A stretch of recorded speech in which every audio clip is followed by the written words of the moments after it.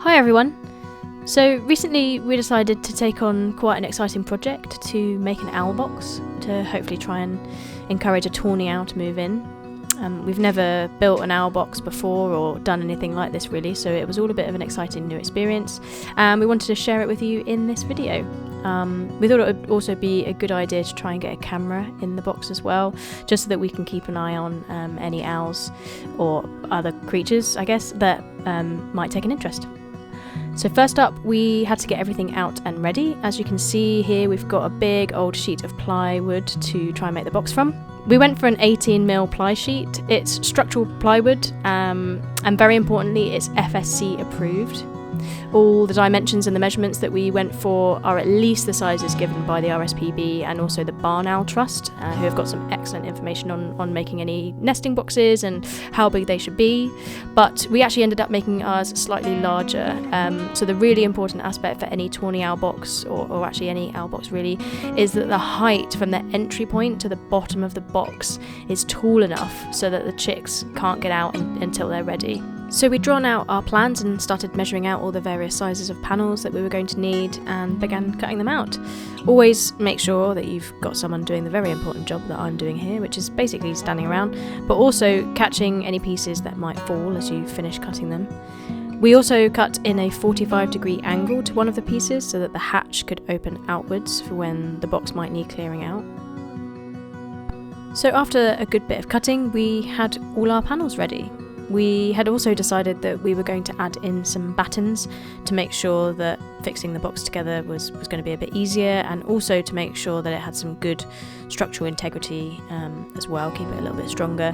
We started actually by lining up the battens to the bottom of the box, and then we added the bottom of the front panel along with the back panel. We had to drill everything in nice and tightly.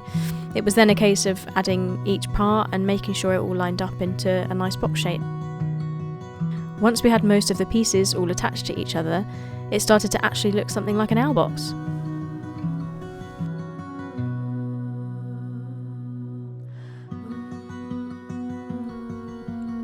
We had left cutting the roof panel until a little bit later, as we weren't 100% sure of the best way to fit it onto the top, because it was going to be at a bit of an angle. So we actually made a little cutout at the top of the panel so that it slid back a bit when it was on top of the box.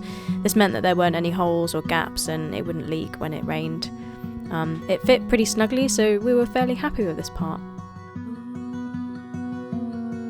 One part we weren't as happy with was the length of wood that was above the box that we were planning to use for fixing the box to the tree.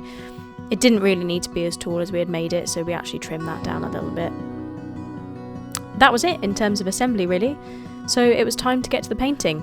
We used an outdoor and waterproof fence paint to add some extra weatherproofing to the wood. We went for a nice grey colour, hopefully that isn't going to put any owls off. We also drilled some drainage holes in the bottom just in case any rain did start to creep in a little bit, as well as attach hinges and the bolt for the front hatch. I got the very exciting task of making sure that it opened and closed easily. Definite seal of approval.